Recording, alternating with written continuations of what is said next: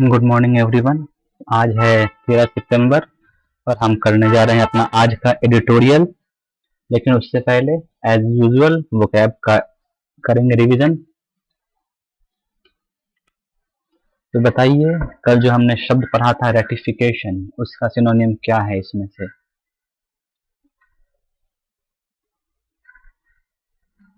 Ratification का हमने पढ़ा था कंफर्मेशन, ठीक है ना। नेक्स्ट बताइए। एम्पल, एम्पल का बताइए। एम्पल का होता है एबंडेंट, ठीक है। नेक्स्ट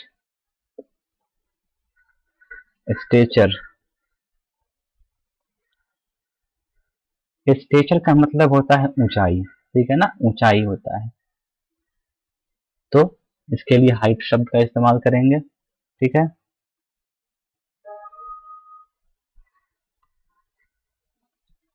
नेक्स्ट चलते हैं, synonym of still born. Still born का मतलब बताइए।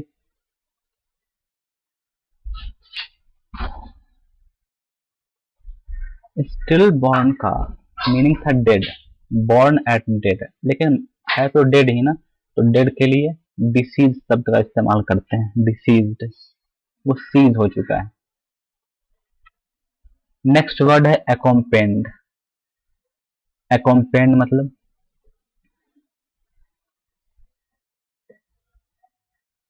मतलब होता है ज्वाइंट, ठीक है। अब चलते हैं नेक्स्ट, देखते हैं आज का पैसेज। सनी साइड अप, क्या मतलब है इसका? सनी, जो सनी मतलब जो सन वाला साइड है वो क्या है? ऊपर। क्यों कहा गया ऐसा, पढ़ते हैं। इंडिया सऊदी एमओयू, एमओयू का मतलब होता है मेमोरेंडम ऑफ अंडरस्टैंडिंग, मतलब एग्रीमेंट, एकॉर्ड, ठीक है ना। तो इंडिया और सऊदी के बीच में एग्रीमेंट हुआ है on linking national power grid is a smart preparation for coming surge in green energy capacity. Green energy capacity, जो ग्रीन एनर्जी होती है ना, रिन्यूएबल एनर्जी जिसको बोलते हैं, उसमें सर्ज आने वाला, मतलब लहर आने वाला है।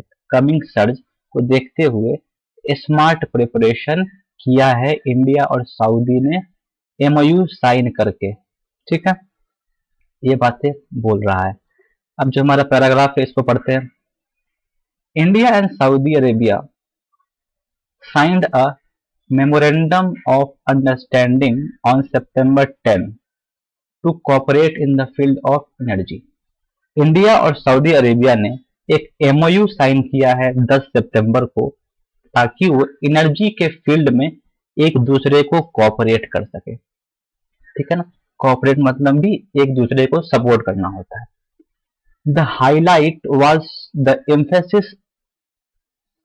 emphasis on renewable energy, which includes the possibility of connecting national grids through an undersea interlink.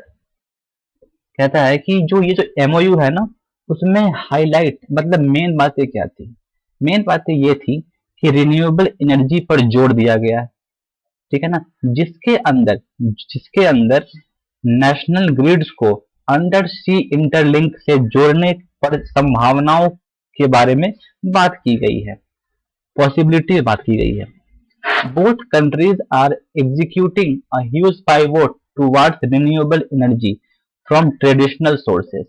कहता है कि जो परंपरागत सोर्सेस थी, जैसे कोल था हमारा, है ना, कोल है, तो उनसे हट के हम लोग क्या हो रहे हैं, रिन्यूएबल एनर्जी पर फोकस कर रहे हैं, ठीक है ना, पूरा फोकस कर रहे हैं। और दोनों कंट्रीज इसके लिए आगे बढ़ रही हैं। Saudi Arabia aims to increase domestic RE capacity to 50% of total energy by 2030।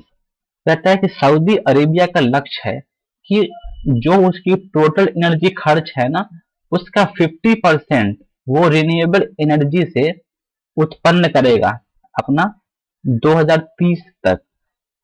India's formal goal, formal है ये, फॉर्मल नहीं है, तो फॉर्मल मतलब ऑफिशियल। इंडिया का जो ऑफिशियल गोल है कि वो अभी 2022 में जो कैपेसिटी थी ना 175 गीगावाट की, उससे उसके डबल से भी ज्यादा 2030 तक 450 गीगावाट करना है।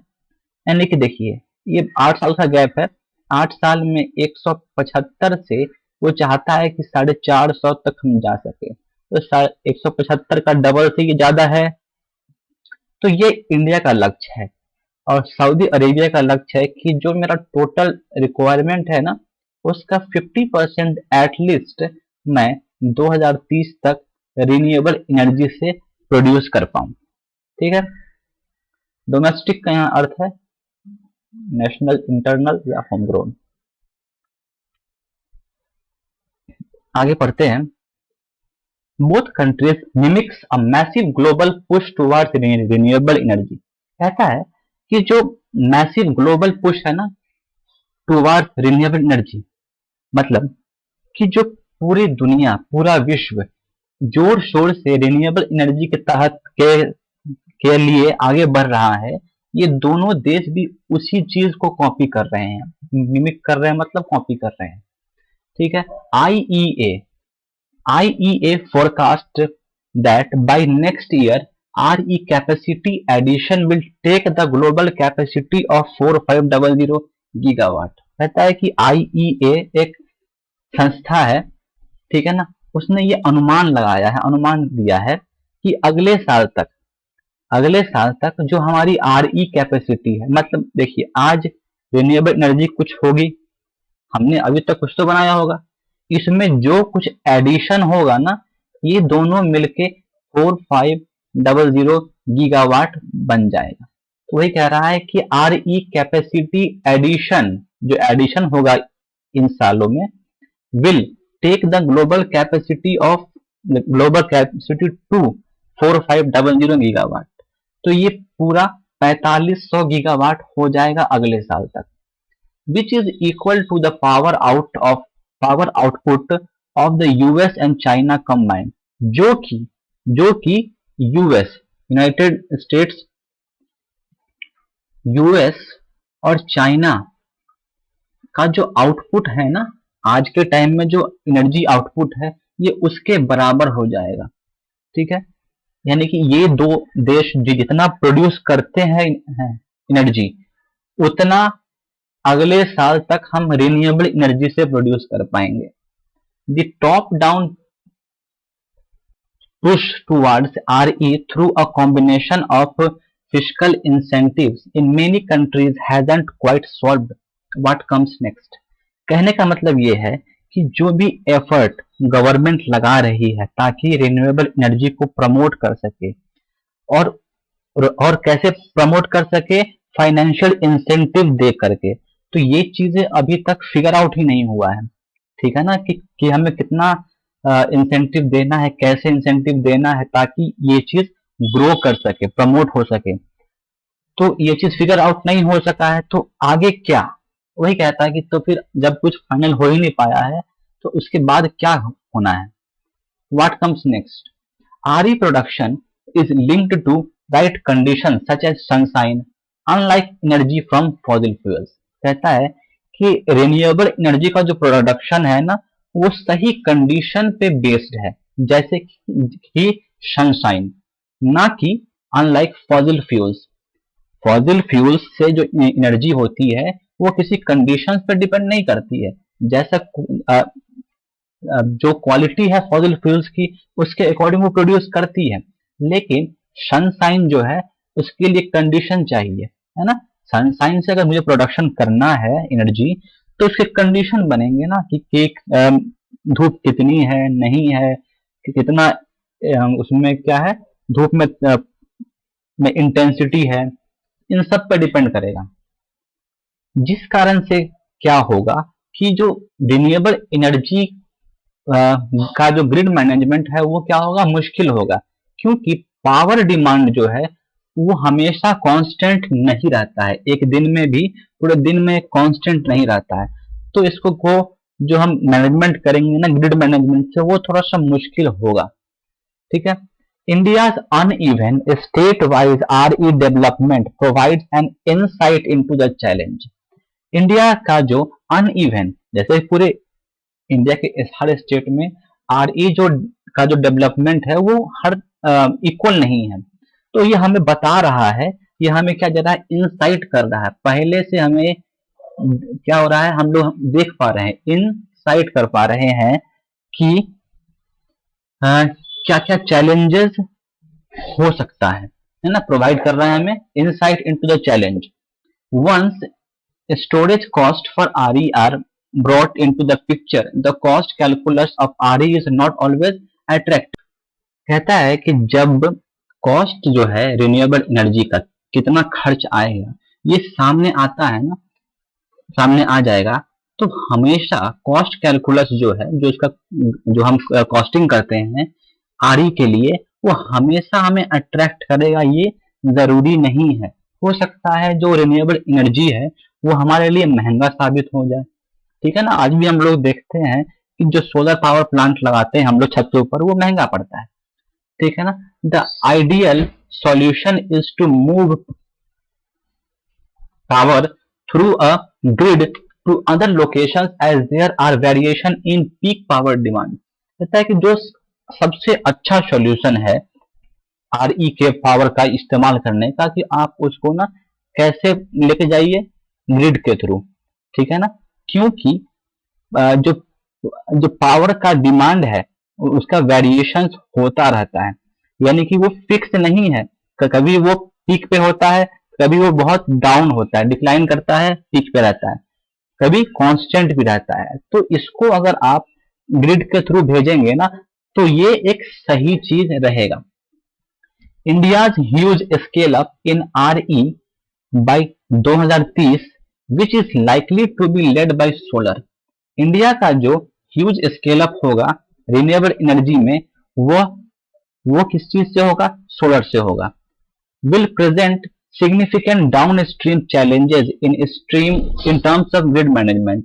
और ये चीज बहुत सिग्निफिकेंट क्या करेगा, डाउन स्ट्रीम चैलेंजेस लाएगा, मतलब कि ये बहुत मुश्किल चैलेंजेस लाएगा ग्रिड मैनेजमेंट में, ठीक है ना।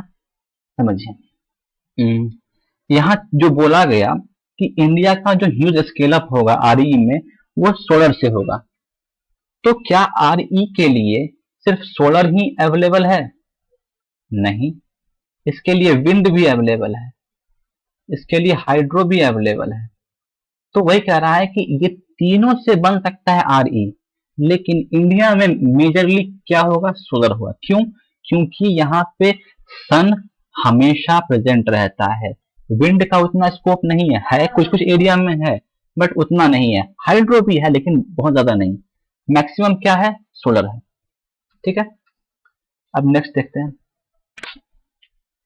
If there is a global surge in RE capacity addition connecting national grid in a way to make it financially viable. कहता है कि if there is a global surge, अगर एक पूरी वैश्विक लहर आती है कि रिन्यूएबल एनर्जी की कैपेसिटी में बढ़ोतरी हो, एडिशन हो, तो उसको नेशनल ग्रिड से जोड़ना फाइनेंशियली वायबल होगा। वायबल मतलब क्या होगा, कि वो फिजिबल होगा, ठीक है ना। कि एनर्जी स्टोरेज जो है वो बैटरीज के थ्रू फास्टली इंप्रूव हो रहा है, और यह चाहिए कि जो कंट्रीज इन सब क्रिटिकल मटेरियल्स में व्यापार कर रहे हैं वो इंश्योर करेंगे कि जो क्रिटिकल मटेरियल्स हैं जैसे कि कोबाल्ट है ना, जो कि बैटरीज में इस्तेमाल होता है, उसका वेपनाइजेशन ना हो, ठीक है ना, उसको एक हथियार की तरह इस्तेमाल ना किया जा सके, तो वो ये कंट्रीज क्या करेंगे, इंश्योर करेंगे। It is it's early days it is it's early days yet in that India Saudi Arabia MOU, but it's important to explore linking national grids to deal with the surge in RE capacity। कहता है कि ये MOU जो है ये तो India और Saudi Arabia के जो RE के बात है ना, उसका ये क्या है, शुरुआती दिन है, लेकिन यह इंपॉर्टेंट होगा कि कैसे हम नेशनल ग्रिड्स को डील नेशनल ग्रिड्स को लिंक करके डील करेंगे उस सर्ज को जो कि आरई कैपेसिटी के लिए किया जाएगा। Here both countries start with the advantage of a stable diplomatic relationship. और यहाँ दोनों कंट्रीज जो हैं उन्होंने क्या स्टार्ट किया है, स्टेबल डिप्लोमेटिक रिलेशनशिप के का एडवांटेज, ठीक है ना। यानी कि ये जो एमओयू हुआ है इससे दोनों देश के बीच में एक स्टेबल और डिप्लोमेटिक रिलेशनशिप बनेगा, ठीक है। नेक्स्ट चलते हैं हम अपने आज के क्वेश्चंस पे। बताइए तो जो हमने पढ़ा इसके आधार पे इस पैसेज का टोन कैसा लगा आपको? क्या इसमें कोई आशा की उम्मीद थी, ऑप्टिमिस्टिक था? यह लास्ट की बात हम छोड़ दे कि हाँ हो सकता है, पूरा पैसेज में ये ऑप्टिमिस्टिक बातें नहीं हो रही थी, ये न्यूट्रल भी नहीं था, पेसिमिस्टिक भी नहीं था, इसमें हमें जानकारी दी गई थी, ये इंफॉर्मेटिव था हमारा पैसेज, ठीक है ना। नेक्स्ट है what was the primary focus of the MOU signed between India and Saudi Arabia on September 10। Primary focus किस चीज पे था?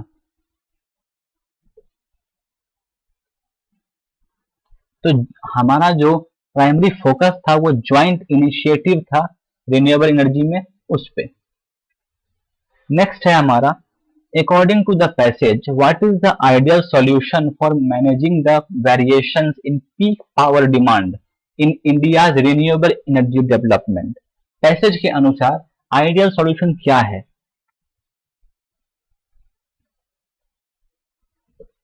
तो इसका आंसर है हमारा सी कि पावर को ग्रिड के थ्रू अलग अलग लोकेशन पे मूव कीजिए, तो क्या होगा, ये अच्छा रहेगा, आइडियल सॉल्यूशन है ये। अब देख लीजिए ये क्वेश्चन 3 ही थे हमारे। अब ये जो हमने सऊदी अरेबिया की बात की है, तो सऊदी अरेबिया कहाँ लाई करता है वर्ल्ड में, ठीक है ना। ये देखते हैं पहले, देखिए सऊदी अरेबिया हमारा यहाँ ये रहा, ठीक है। इंडिया हमारा यहाँ है, सऊदी अरेबिया यहाँ है, और दोनों के पास से ये कौन सा लाइन है बताइएगा जरा सा आप मेरे को, लिखा भी है ट्रॉपिक ऑफ कैंसर इसकी, है ना। ये कहाँ पड़ता है, मिडिल ईस्ट में पड़ता है, ये अरेबियन पेनिनसुला भी है। इसका कैपिटल क्या है, रियाद है। यहाँ की लैंग्वेज क्या है, अरेबिक है। और यहाँ पे एब्सोल्युटली मोनार्की है, एब्सोल्युटली मोनार्की चलती है यहाँ पे। यहाँ का धर्म क्या है, इस्लाम है। और ये जगह को हम लोग जानते हैं कि यहाँ प्रोफेट मोहम्मद का जन्म हुआ था। यहाँ की करेंसी क्या है, सऊदी रियाल, ठीक है ना, सऊदी रियाल। ज्योग्राफी के अकॉर्डिंग यहाँ पे हमें रेड सी देखने को मिलेगा, अरेबियन गल्फ भी मिलता है देखने को। कल्चर की बात करें तो ये कंजर्वेटिव इस्लामिक कंडीशन का कल्चर यहाँ पे मिलता है। यहाँ पे कुछ कुछ फेमस चीज है, लैंडमार्क में है, तो क्या है, मुस्लिम धर्म का प्लेसेस है, प्रॉफेट का मॉस्क्यू है, ठीक है। और यहाँ के जो हेड हैं, हेड ये छिप गया है यहाँ पे, उनका नाम है किंग सलमान बिन अब्दुल्लाजीज अल सऊद। तो ये चीज थोड़ा सा इंपॉर्टेंट लगेगा इनका नाम, इसका कैपिटल, है ना। और ये वहाँ किस तरह की गवर्नमेंट है वो, और जो रेड सी है वो कहाँ है, रेड सी थोड़ा सा इंपॉर्टेंट पड़ जाता है, ठीक है।